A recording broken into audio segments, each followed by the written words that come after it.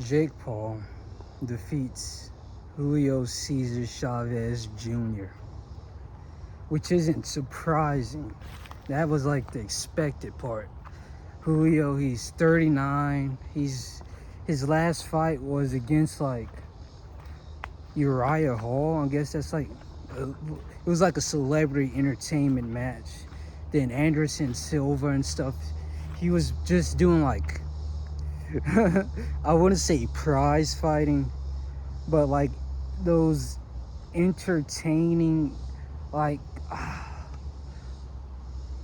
like misfits, most valuable production type of fights where it's just entertain celebrities getting into the ring.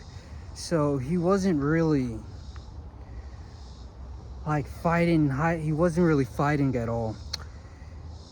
But still, to do that performance against Jake Paul is a little bit.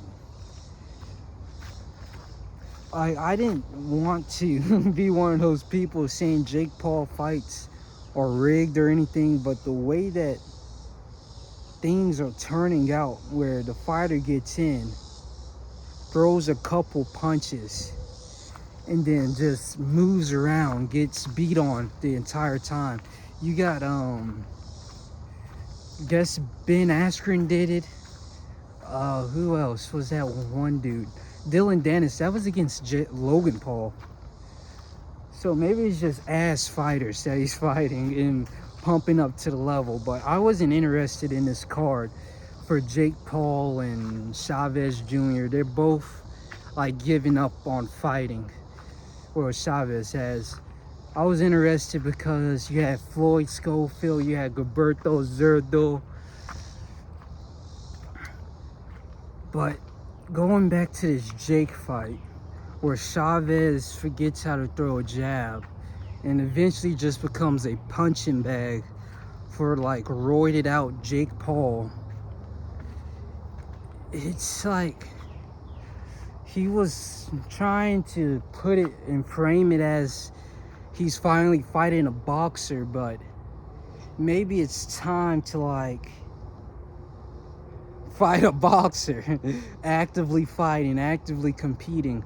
And I understand that he's like 10, 15 fights in, so obviously his level isn't going to be on the same level of his fame. Like, he still wants to sell tickets, he still wants to sell pay-per-view, but he doesn't want to do it at like the cost of, what weight is he, 195? Fighting guys that Jai Apataia's fighting. He has this level of fame where he needs a name, but he doesn't want to take the risk of having a name, because you get a Tommy Fury situation. And not that Tommy Fury is like this. Where was I going with that before I got distracted? He still needs a name where it's not a risk like Tommy Fury, even though Tommy wasn't. That was like perfectly on Jake's level. Tommy Fury, he had the name, he had sort of the fighting resume, or he had his brother at least. So them two matching up was perfect.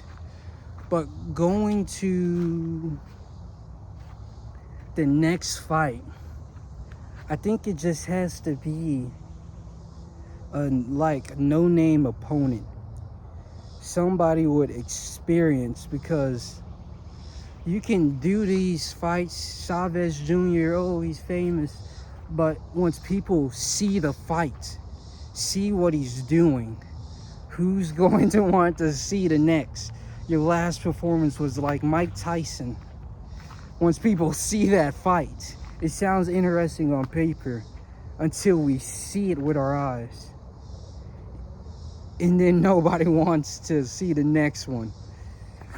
So he's kind of at a crossroads of where, on one hand, he's this big celebrity and he wants to put on like million pay-per-view fights, but on the other,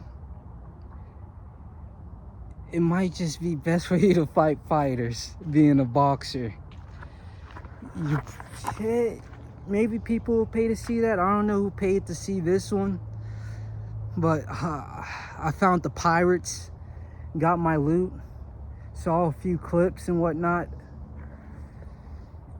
and from what I'm seeing, Jake Paul ain't it.